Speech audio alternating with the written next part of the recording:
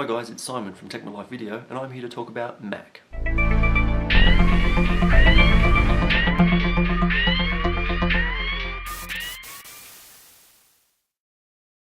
So we're going to talk about Macs.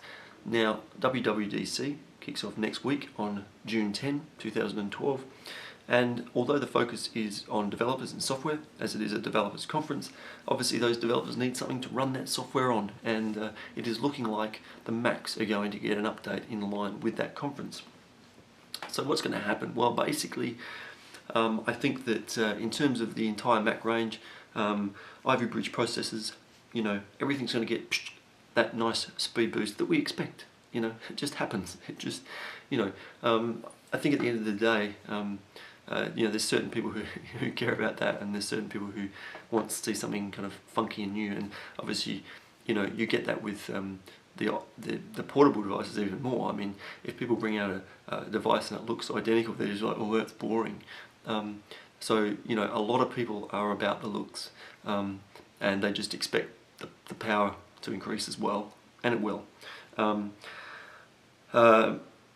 Basically, USB 3 is definitely going to be there across the range, and I think there's a possibility that they will look at solid state hard drives across the range, across all the MacBook Pros. You've got it in the MacBook Air already, and maybe even in the iMacs and Mac Pros as a kind of your default operating system hard drive.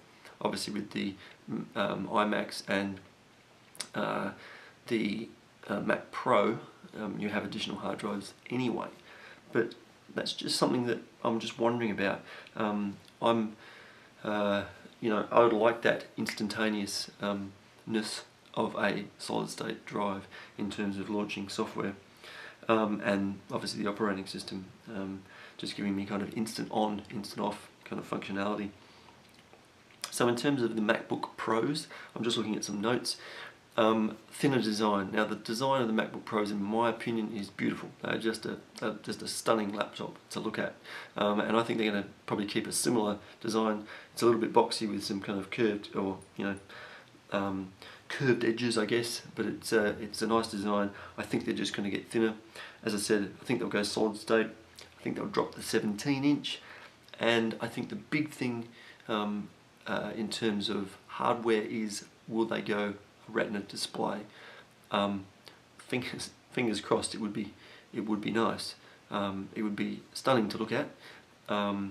It would be interesting just in terms of how it's going to render things like web pages and things like that, and fonts and text and things like that, in terms of size and how it's going to display things. I mean,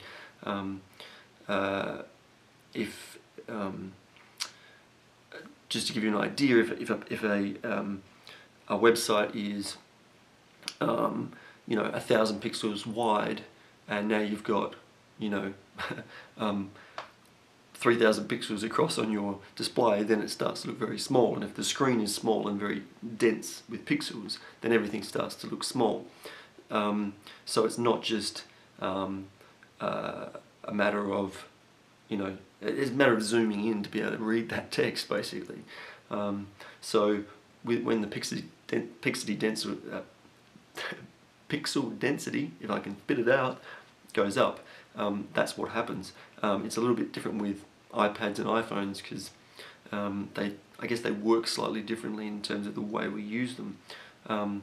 But I suppose it's also going to put a pressure on web developers to are we going to have to up the graphic quality on all our websites? I design websites, and are we going to have to do that to fit in with a Retina display being on a laptop or a home computer, and on these bigger monitors, basically. So look, I hope the Retina displays do come, because they are stunning to look at on the iPad and the iPhone. But basically, I think besides the internals, slight design changes, and hopefully Retina display. Moving on to the iMacs, I think again we're going to see just an evolution of the design. I don't think if something ain't broke, if it ain't broke, don't fix it. I hope that the bezel around the outside gets a bit smaller, so you can put two screens together and there's not a big gap between them. I hope they go right out to the edge. I mentioned in my other video that Samsung run a thin piece of clear plastic around the edge of their screen, so literally the screen looks like it's floating in space. As I mentioned in my other video, also if the iMac goes, the cinema display will follow suit in terms of a design. I'm wondering again, with the Retina display, the iMac already has a high resolution. You see a lot of other monitors out there that are 27 inch and they're only running 1080p. I'm wondering whether we potentially could look at 4K kind of monitor on an iMac. Apple tend to push the boundaries, and 4K is on the horizon.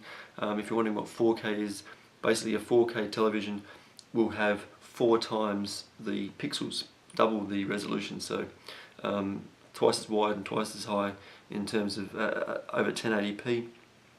And then there's 8K, which is double again in terms of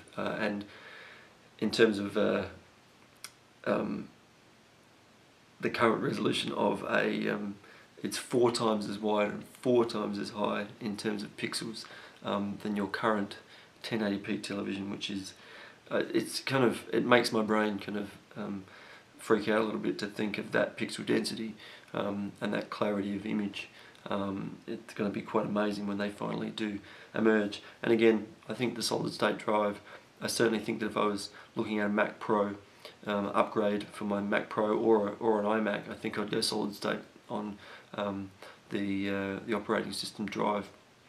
And finally, the MacPro, where's that going? Well, I think it's here to stay. I think it's going to get a massive overhaul in terms of its design.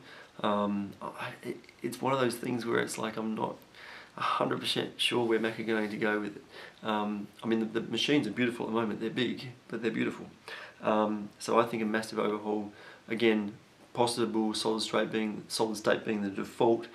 Just again preparing for mountain lion and just setting a standard of where they want to go with their operating system, and they want their machines to boot up, they want instant on, all that stuff. And the one thing that the Mac Pro's been missing is Thunderbolt. I've got a Mac Pro, I can't run Thunderbolt displays. I could buy a cinema display with the mini display port, cinema display, but I couldn't buy a Thunderbolt one because I can't plug it in. So it's really been disappointing that Mac Pro users haven't had that opportunity.